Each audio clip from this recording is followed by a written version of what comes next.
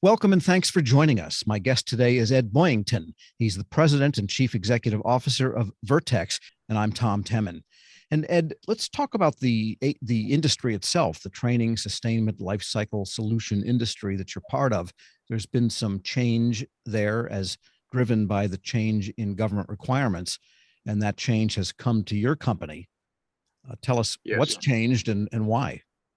sure. No, I'd be happy to. Yes, as of the 6th of December, we actually closed on an opportunity with Raytheon as they carved out a piece of their business, or really their sustainment and modernization piece of the business, as well as their defense and commercial training piece of the business, and made them part of Vertex. And as Vertex, we're Vertex Aerospace. We're now the Vertex company to reflect the new capabilities we have beyond the aerospace. It was a very opportune time for us. Quite frankly, we had been looking for a long time. We were a pure play services business, CLS business. What I mean by that is aviation maintenance, training, logistics piece of that, primarily for the DoD and some three-letter agencies. But for us, we're really looking for adjacency and yet not too far afield in the defense industry. And it really came down to the other pieces of life cycle support and sustainment.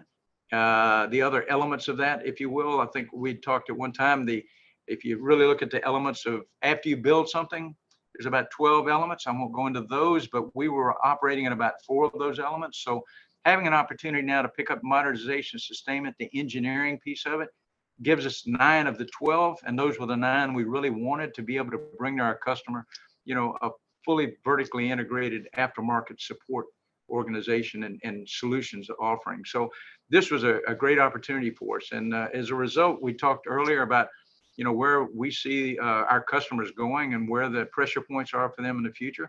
And this was a perfect fit for us. Well, really, when you talk about training, talk about sustainment, talk about modernization, talk about engineering and re-engineering, it's really a continuum, and they're not separate elements because you can't change a system without making sure people are trained on it and so on. Exactly. Yeah.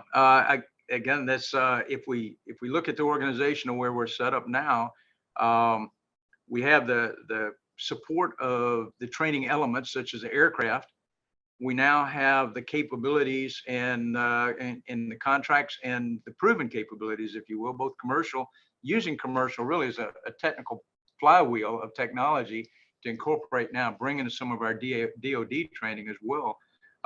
We have the capability to do that, to train on new systems. And now we also have the capability through our Indianapolis organization to do a very high level engineering, rapid prototyping for DoD.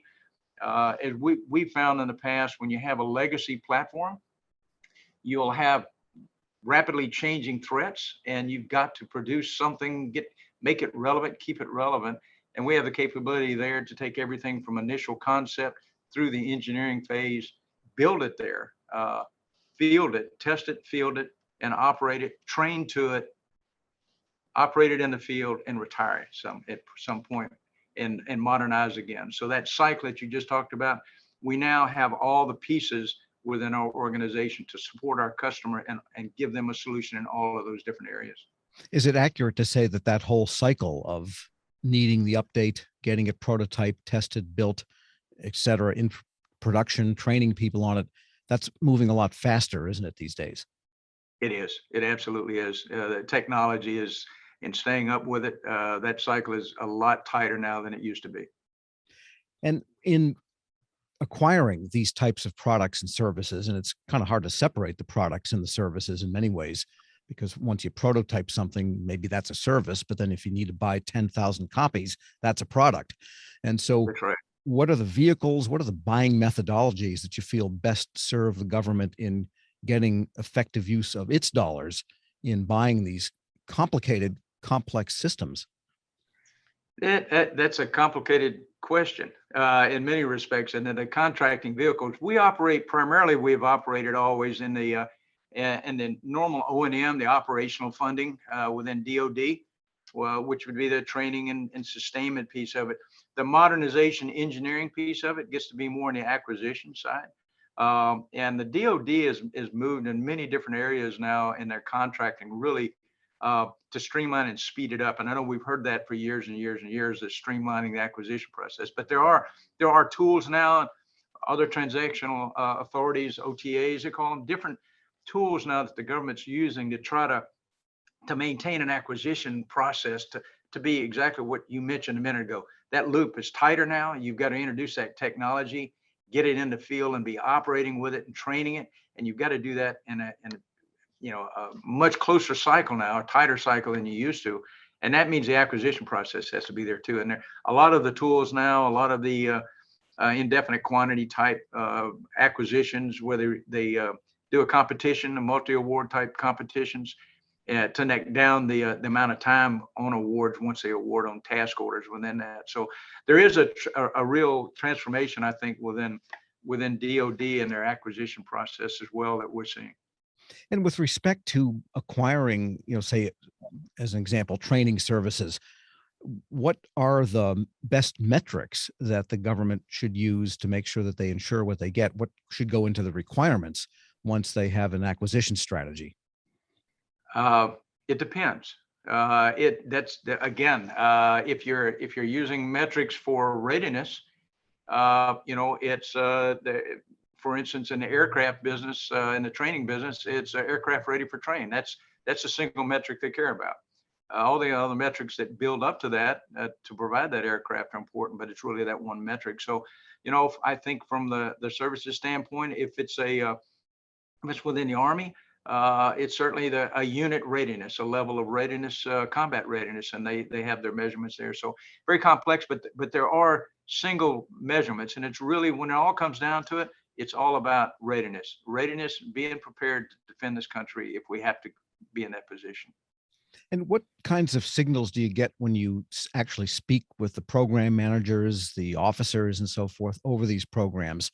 What do they tell you beyond requirements and specifics of contracting, what their real concerns are? I guess that would be readiness also.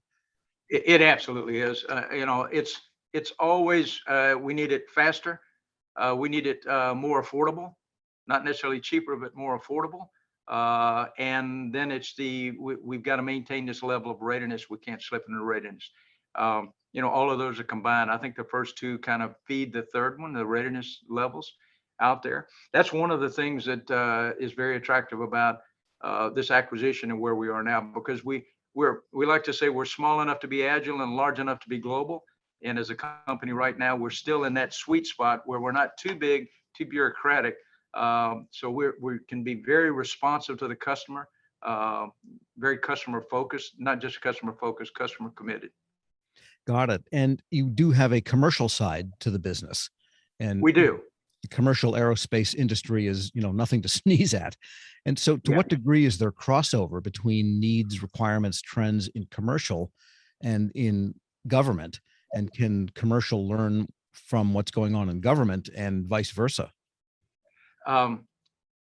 Commercial training right now for us, for the piece of the business we have currently, it's more focused on the automotive side, on telemedicine, and that training. Again, high consequence type training. From the aerospace side, they really have not gone into that business. Certainly, we're going to look at it, the cross feeding of that. We're looking at it immediately, as I'd mentioned before, on DoD, on maintenance training and maintainers, and whether they're working on an airplane, on a high quality vehicle, the training is pretty much going to be the same. So for us, we see that immediate synergy, if you will, within our organization. But absolutely, I think there's more because of the speed in the economy, the economies of the commercial business. They're more of a flywheel feeding the DoD and the government side of training, certainly within our organization, than vice versa. Although there's certainly some things to be learned from the defense side as well. But in essence, then the learnings and the investments made on commercial side kind of get it staged so that you can offer it in a competitive manner to the government side. Absolutely. We talk about our commercial side as our technology incubator, if you will, and the flywheel of technology to feed the defense side. All right. And well, what else would you tell the federal customer at this point, that what do they need to know about where all of these trends are heading with respect to Sure. the integration of training and prototyping and modernizing and sustaining? Well, if I was going to tell our customers, and we do, and we are every day, is that, we as a company right now realigned ourselves. Anybody can buy scale. We needed to have diversity and scale in our business offerings. But in our case, we were very particular about when and what we acquired to really align with what the demands of the customer were in the future, and to offer them a full suite of capabilities. So it really comes down to offering them solutions for problems, and maybe identifying problems before they know they have them, and solutions before they realize they need them.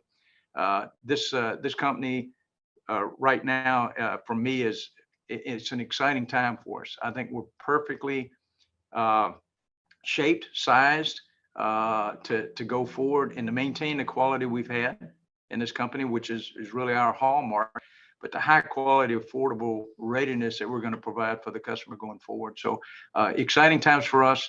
And for us, it's really, as we've always done, getting in there with the customer, listening to what they need, tailoring the solutions for what they need, and providing it for them. And now we can do that across the board, from inception all the way through retirement of a system. All right. And is your integration with the acquisition coming along apace? It absolutely is. There were carve out, so those are always challenging. But we were a carve out from L3 several years ago, so we know how to do this, and it's going very well. We're very fortunate. Raytheon trains people very well. We have some very highly skilled engineers, highly motivated, and we as a team are looking forward to the new year. My guest today is Ed Boyington. He's the president and CEO of Vertex. I'm Tom Temin. This discussion is new lifecycle sustainment and training options for the DoD, sponsored by Vertex here on Federal News Network.